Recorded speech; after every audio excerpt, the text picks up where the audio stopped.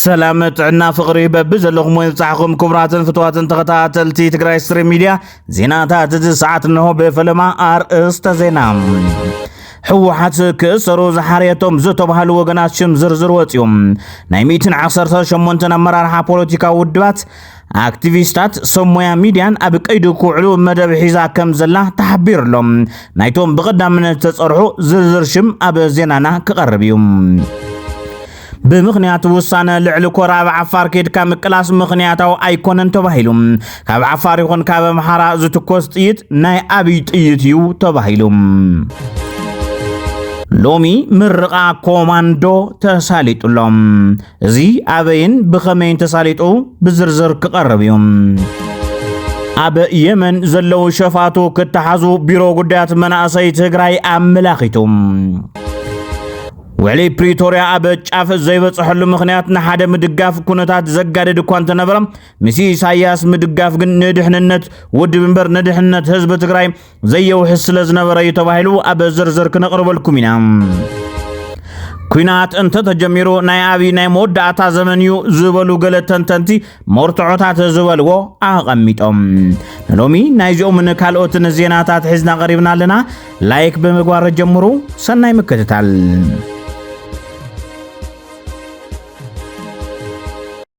أتاكينينا كو إني تاسالين ها وا وصل كو كينينا كو تومبر سمحي جمو بولو مرحو عين مرهن وا بولو دلسوا لا بوتا لقوا أوا خوينم ني بصدق ام تفاصم كو زول مرحت كوينا غور كوينا رغنا نين حوحات كأسرو زحاريتم زتوهال وغنات شم زرزر وطيوم دغافي نايتي كاب حوحات زتفنچله محاور غيجام محدار تግራይ ነበር ዝኾነ ጋዜጠኛ ደስ ያሸናፊ ናይ 118 ነመራርሓ ፖለቲካ ውድባት ነጥፍቲ ማሕበራዊ ሚዲያ አክቲቪስታትን ጋዜጠኛታትን ኣብ ቀይዲ ኩዕሉ መደብ ሒዞም ኣለዉ ይብል እዞም ኣብ ቀይዲ ኩዕሉ ዝተባሃሉ ሰባት ብሰለስተ ብርክታት ተዘርዘሩ ኮይኖም ዝቀርበሎም ክስታትን ዓይነት ወንጀላኑን ምስ ክሕደት ሃገርን ምዕንቃፍ መኸተን ከም ዝኾነ ሓበሬታታት ይወጽለዉ ከምቲ ዝተረኸበ ሓበሬታን ተኮይኖም ኣብ ቀዳማይ ብርኪ ሃገር ክሕደት ዝተመደቡ ተኸሰስቲ 11 እንትኾኑ ካብዚኣቶም ነጋሲ ካላዩ ዓለም ሰገድ ኣረጋይን ዓንዶም ገብረ ስላሴን ኣለዎም ገለ መራርሓ ፖለቲካ ውድባት ነጥፍቲ ማሕበራዊ ሚድያን ጋዜጠኛታትን ዘለዎ በዝሒ 38 እንትኾን ዳንኤል ብርሃነ ነጋ ዘርኡ አማኑኤል መረሳ ወዲ መረሳ ዘራይ ሃይለማርያም ዮሴፍ ሃይለማርያም ዶክተር ደጀን መዝገቦ አድሃነም ሰርጸ አቤል ጽጋቦ በረጂ ደስታን እንተኾኑም ናብ ሳልሳይ ብርክዝ ተዘርዘሩ ውልቀ ሰባት ምሁራንን ዘለዎ 77 ይርከቦም ብቐንዱ ዓንቀፍቲ መኸተ ዝብል ታርጋ ዝተዋሃቦም እዮም ይብል ተሓበሬታ بدمر 118 ጋዜጠኛታት ሓዊሱ አመራርሓ ውድባትን ዘብሃፍትን ንኽጭወዩ ተወሲኑ ዝርዝሮም ኣብኢድ በዓል መዲድን ኣዛዝ ኣርሚ 22 ኮሎኔል ገብረ ስላሴን ከም ዝርከብ ኣረጋጊጸለኹ ይብል ተጻሓፊ እቲ ደስ የዘውጽ ሓበሬታ ልክዕ በማል መራጎድ ሓሳብ ዝሃበ ካብቶም ክእሰሩ ተባሂሎም ስሞም ዝተዘርዘሩ ሓደ ዝኾነ ጋዜጠኛ አድሃነም ሰርጸ ቦገንም ሓቅነቱ ንምጽራይ ዝኸድና ይርሕቀት ሓቅነቱ ቁልጭ ዝበለ ኮይኑ ሎ ይብል ግን ድማ ዝቀረዮም ነገር ኣሎ ሚድያን ፍትሕ ቢሮን ዝርዝር ሒዞም ወዲኦም እዮም በማል ቅድመ ሕዙን ክልተ ዓበይቲ ኣሕዋት ዝሓበሬታ ምጽኦም መንባሮም የዘኻኽር ናይሎም ቅነ ቁሩብ ኣኽብ ደቢሎም ንተግባራውነቱ ብሕሱም ይተጉ ስለዘለውን ተወሳኸ ዝርዝራ ስለዘለዎን ይብል ከምቲ ዝፍለጥ ብሽም ሰነድ ናብ ማሕበረሰብ ወሪዶም እቲ ይምሰሎ ኣይምሰሎ ስጉምቲ ከም ዝወስድ ግልጽ ገይሮም እዮም ዝበለ አድሃነም ሕዚ ዝቀርዮም ናይ ሚድያን ፍትሕ ቢሮን ቁጥጥር ምዃኑ ይገልጽ መጀመርታ ሚድያ ቁጥጥሩ ኦንላይን ይኹን ኦፍላይን ናይ ጸለመ ካምፔይን ክሰርሑ ድሕሪኡ ብፍትሕ ቢሮ ቢሎም ይቃለሱናዮም ንዝበለዎም ናብ ምዕራዩ ትጉዕዞ ይብል እቲ ዋና ጉዳይ ፍትሕ ቢሮ ናይ መቆጻር ክሲ ናይ ምፍብራኽ ጉዳይ እምበር እቲ ሚድያ ካምፔይን ድሕሪ ዓፈና ምግባሩን ክኾን ይኽእል እዩ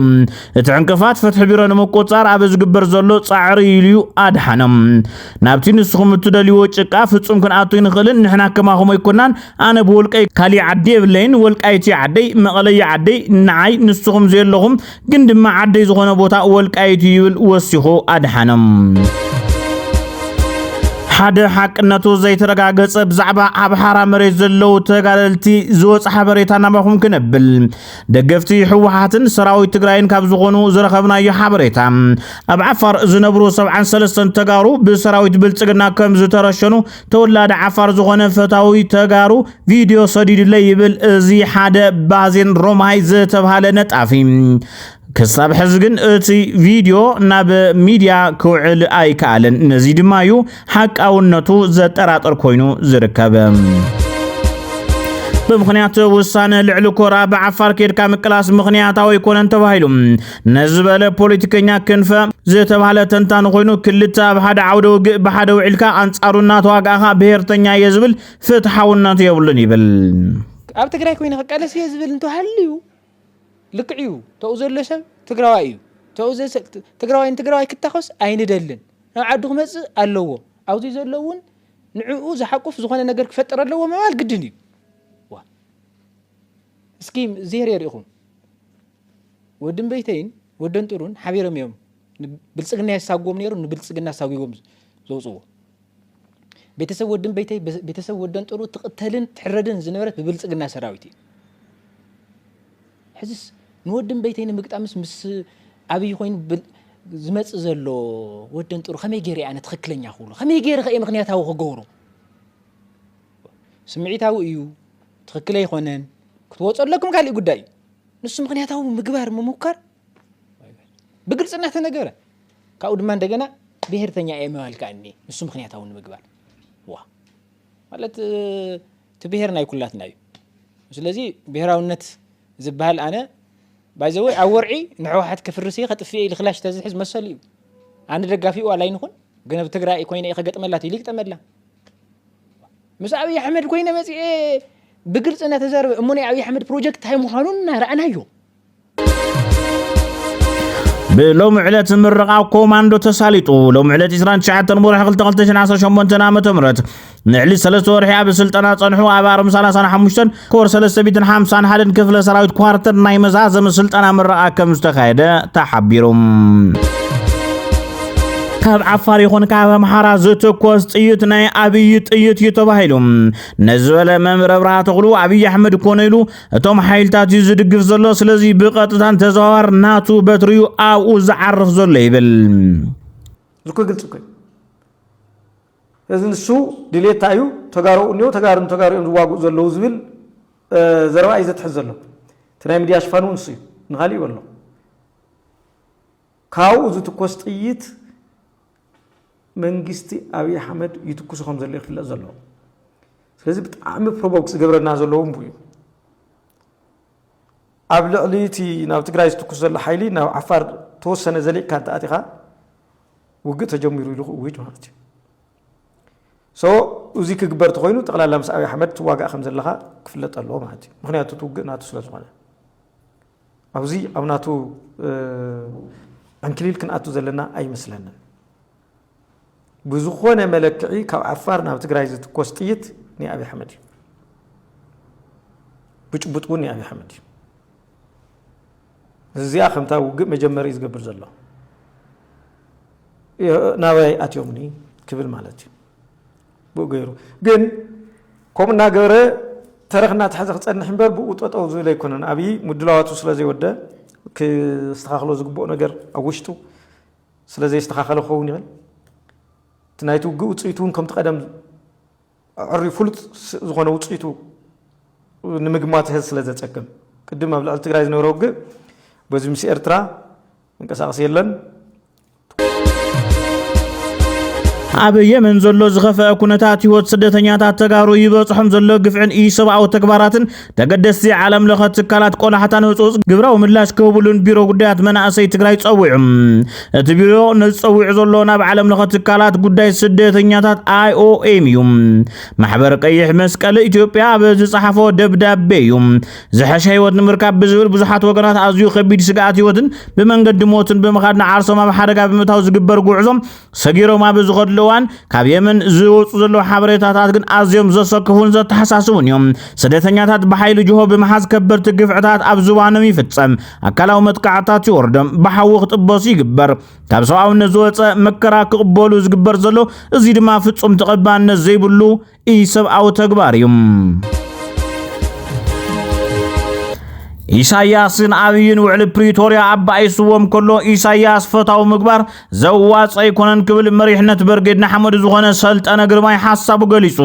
ውዕል ፕሪቶሪያ በጫፍ ዘይበጽሕሉ ምኽንያት ንሓደ ምድጋፍ ኩነታት ዘጋደድ እኳ እንተነበረ ምስ ኢሳያስ ምዃን ግን ድሕንነት ውድብ እምበር ድሕንነት ህዝቢ ትግራይ ኣየውሕስን ኢሉ ሕጂ ስለዚ ይኮነ ተጥፋኣት ናይ ትግራይ ባይዘው ወይታ ውዕል ፕሪቶሪያ ምትግባር ንድናይ መንግስቲ ኢትዮጵያ እንዲሁ ኣብ ትሽዑ ግዜ እቲ ትምስገን ዝግብኦ ነቲ ውዕል ፕሪቶሪያ ነቲ ዝነበረ ሓይልታት ናይ ትግራይ ነቲ ናይ መንግስቲ ኢትዮጵያ ምክንያቱ ኢሳያስ እታ ውዕል ፕሪቶሪያ ክትግበር ኣይደልያ ነይሩ ኩናት ክትቅፅል ህዝቢ ትግራይ ክትጠፍእ ይደልያ ነይሩ እመንኒ እንተዝቕፅል ነይሩ እውን ናይ ምጥፋእ ተኽእሎታት ነይሩ ምክንያቱ ዝኾነ ክርከቦ ዝኽእል ኣፅዋር ሓይልታት ኣሲ ንከታተሎ ስለ ዝነበርና ኣፅዋር ዝወድእ ሰራዊት ብዙሕ ስለ ዝነበረ ብዳርባ እምኒ ጌርካ ኣንጻር መዳፍዓት ክትቃለስ መቸም ኣይትከኣልን ኩናት እንተቐፂሉ ኣብ ዝተናውሐ ትግራይ ክትሰዓር ትኽእል ወይ ትግራይ ክትጠፍእ ትኽእል ተኽእሎታት ነይሩ ክትዕወተሉ ናይ ፃፅን ሓርማዝን ግጥም እዩ ነይሩ እንጂ ቀሊል ዘይኮነ ፈተና እዩ ሶ ኢሳያስ ኣብ ዝተናውሐ ክስዕር ከም ዝኽእል ፈልጥ ነይሩ ካብ ውዕል ፕሪቶሪያ ምትግባራ ያውቆ ብቐንዱ ምስ ኣባይ ኢሳቱ ሶ ምስቲ መባእስቲ ኣብይ ንውዕል ፕሪቶሪያ ዘተግበረ ከዓ ኣብ ክንዲ ብብዙሕ ነገራት ተደራዲርካ ናይ ግድን ምስ ሓደ ሓይሊ ክትውግን ምስ ሻዕብያ ምውጋንኩም ይባቃ ዝኽየድ ዘሎ ከይዲ ዋላ ውዕል ፕሪቶሪያ መጨረሻኡ ዘይበፅሐሉ ምክንያት እታ ናይ ህወሓት ፓርቲ ስለዝተሰረዘ ንምድሓን ፓርቲ ናይ ህወሓት ዝኽየድ ዘሎ እዩ መዋፅኦ ንህወሓት ጥራይ ኮና ዝኽእል እዚ ናይ ውዕል ፕሪቶሪያ እምበር ህዝቢ ትግራይ መዋፅኦ ክኾን ኣይክእል ምክንያቱ ኣብ ግዜ ፅምዶ ህዝቢ ትግራይ ተረብሖ ዝረኸቦ ነገራት የለን እዚ ግን ምናልባት ንውልቀ ሃፍታማት ንውልቀ ጀነራላት ሃፍቲ ሰብ ሃፍቲ ይገለ መዋፅኦ ክኸውን ይኽእል ብሽም ህዝቢ ኢልካ ነታ ውድብካ ንምድሓን ዝግበር ፅምዶ ዳኣ እምበር ነህዝቢ ትግራይ መድሕን ክኸውን ኣይክእልን እዩ ምስ ቀታሊኻ እንታይ ኢኻ ክትድሕን እንታይ ተረኺቡ ስጋዕ ሕጂ እንታይ ተረቢሑ ማለት እዩ ክጅምር ከሎ መባእሲ ናይ ኢሳያስን ናይ ኣብንስ ውዕል ፕሪቶሪያ ምዃኑ ትፈልጥ ኣለኻ እቲ ድሕነትካ ዘረጋገፀ ውዕል ማለት እዩ ስለዚ ምስቲ ንድሕነትካ ዘይደሊ ተኸሊፍና ዝብል ኣካል ምክንያት የብልካ ዘፃምድ ልዕሊ 12,000 ግራም ሜርኩሪ በኤግዚቢት ተታሒዙ ኣብ ዘይሕጋዊ ዕደና ማዕድን ካብ ዝውዕል ዘሎ ሓደገኛ ኬሚካል ልዕሊ 12,000 ግራም ሜርኩሪ በኤግዚቢት ከም ዝተታሓዘ ሓይሊ ዕማም ምክልኻልን መቆፃርን ዘይሕጋዊ ዕደና ኣፍሊጦም ዝኾነ ብዕደና ዝውዕል ኬሚካል ምጥቃም ኣብ ዘይተፈቐደሉ እዋን ዕደና ብዝተኻየደለን ከባብታት ዓደንቲ ብግልፂ ከም ዝተፈቐደ ከም ዝጥቀሙሉ ዘረጋገፀ እቲ ሓይሊ ስሩሑ ካብ ዝጅምር ናብዚ ዛጊድ 12,998 ግራም ሜርኩሪ 205 ኪሎ ግራም ሳዮናይድን ዝተባሃሉ ኣዝዮም ሓደገኛታት ኬሚካል በኤግዚቢት ከም ዝሓዘ ፍሊጦም ወረዳታት ኣብ ወዳድባ ኣመራርፃ ቦታ ሕጋዊ መስራሕ ኣብ ምኽታልን ምቁፅፃርን ዓብዪ ክፍተት ከም ዘርኣያ እውን ኣረጋጊጹሎም ኣብ መወዳእታ ብልፍዓት ተስፋ ዝፍለጥ ደጋፊ ህወሓት ዝኾነ ነጣፊ ማሕበራዊ ሚድያ ብርሃነ ገብረ ገርግስ ኩናት እንተተጀሚሩ ናይ ኣብይ ናይ መወዳእታ ዘመን ኢሉ እዚ ድማ ኣብይ ጥራሕ ዘይኮነስ ንኦሮሞ እውን ኣብ ሓደጋ ዘውድቕ መንገዲ ስለ ዝኾነ ኦሮሞ ዓገብ ክብል ይግባእ ኢሉ ኣብ መንጎ ኢትዮጵያን ህዝቢ ትግራይን ኣብ መንጎ ኢትዮጵያን ህዝቢ ኤርትራን ዝኸውን ጥራሕ ኣይኮነን ብጣዕሚ ካብ ዝግመት ላዕሊ ናይ ሓያላት ሃገራት ናይ ርሑቕን ናይ ቀረባን ኢዳኣታውነት ክህልዎ እዩ ከቢድ ሕማቕ እዩ ንህዝቢ ኦሮሞ እውን ብጣዕሚ ከቢድ ክኸውን ባይዘው ብዙሕ ምዝራብ የድልን ንህዝቢ ኦሮሞ ሓደገኛ ይኸውን ሶ ህዝቢ ኦሮሞ ብልጽግና ኦሮሞ ስርዓት ክትሕዞ ኣለዎ በህዝቢ ፀቕጥ እውን ክገብር ኣለዎ ኩናት ከይጅመር ማለት እዩ ተዘይ ኮይኑ ኣብይ ኣሕመድ ንህዝቢ ኦሮሞ ናብ ሓደጋ እዩ ዝሳጥሖ ዘሎ ኣብይ ኣሕመድ ሕዚ ኢኮኖሚ ባዶ እዩ ደሞዝ ይኸፍለን ዲፕሎማሲው ኪሳራ እዩ ሙሉእ ለሙሉእ ወታደራቱ ናይ ወታደራዊ ቁመና ጥራሕ ዘይኮነስ ብዕድመ እውን ዘይበሰሉ ንኢትዮጵያ ናይ ኢትዮጵያ ጂኦግራፊ ዘይፈልጡ እዮም ዝኾነ ዕጡቕ ዝማርኾም እዩ ዝኾነ ዕጡቕ ማለት እዩ